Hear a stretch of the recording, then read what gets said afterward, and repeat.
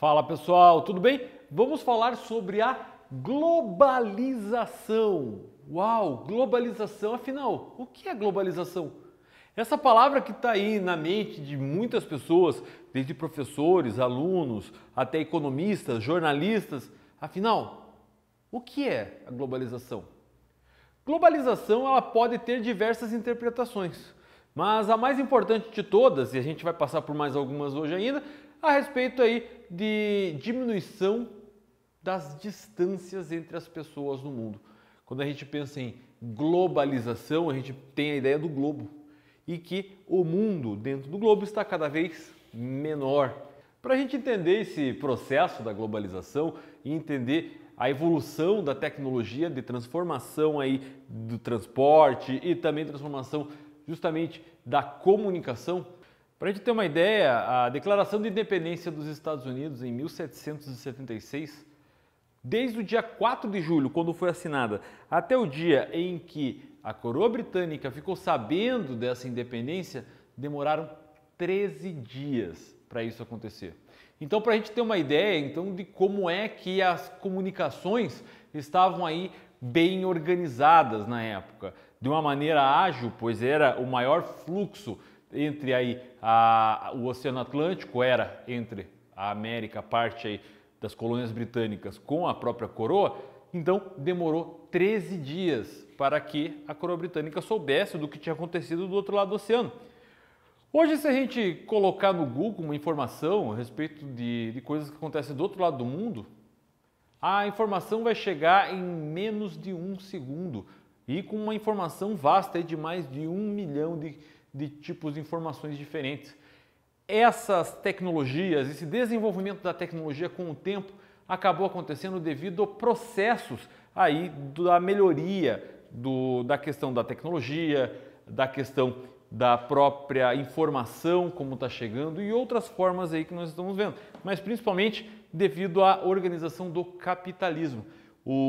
Para alguns autores, a globalização ela tem início com o capitalismo informacional, ou também chamado de capitalismo técnico-científico informacional, aquele do qual pega toda a técnica, o uso das universidades para criar, para produzir sistemas cada vez melhores, seja eles sistemas de produtividade, sistemas de comunicação, sistema de transporte, sistema de garantia de políticas públicas para as pessoas, e passa a ter aí melhor desenvolvimento, melhores condições. Então o uso da técnica com a parte da ciência passa a ser extremamente importante e com isso a comunicação e a integração dos países passa a ser cada vez maior. É isso que chamamos de globalização.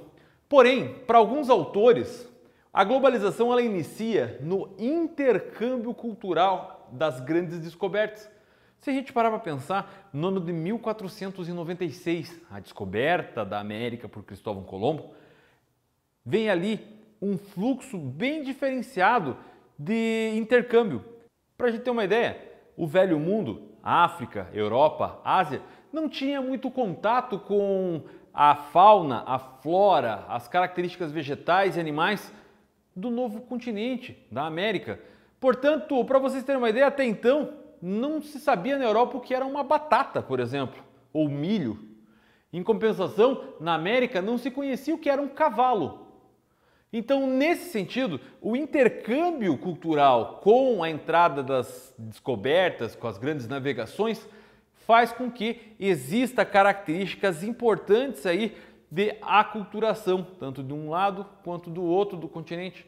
Dessa maneira, então, a utilização de ferramentas, por exemplo, como as armas, a espingarda, a metralhadora, o revólver, por exemplo, foi muito bem visto dentro da América pelas tribos pré-colombianas.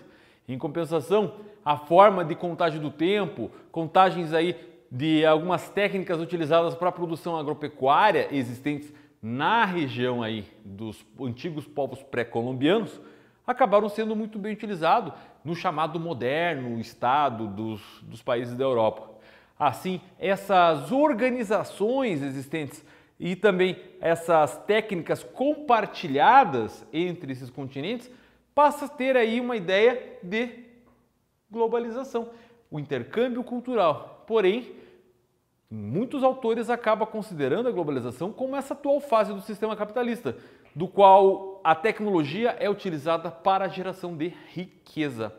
E aí a gente pensa num mundo altamente conectado, com cabos de fibra ótica, com satélites, com câmeras.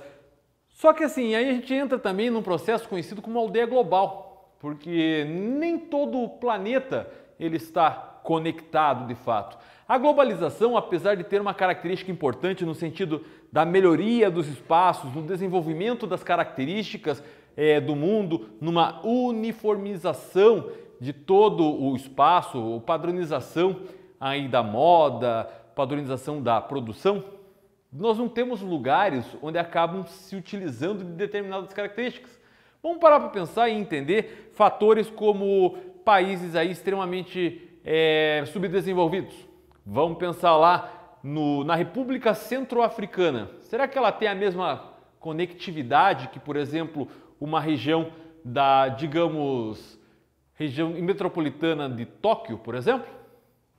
A gente consegue ter conectividades cada vez mais específicas nas áreas dos grandes centros.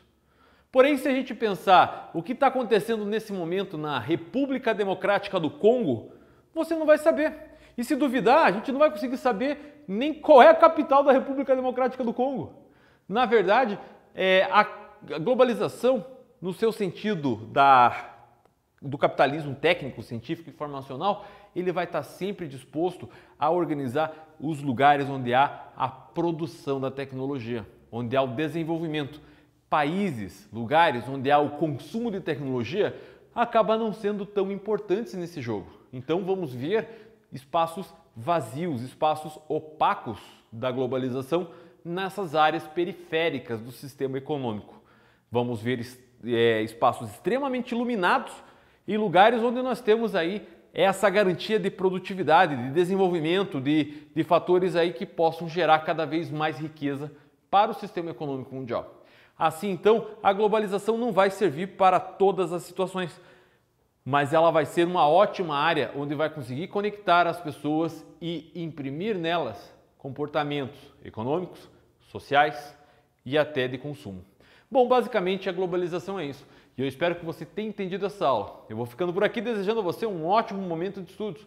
Muito obrigado por ter assistido essa aula e tchau, tchau!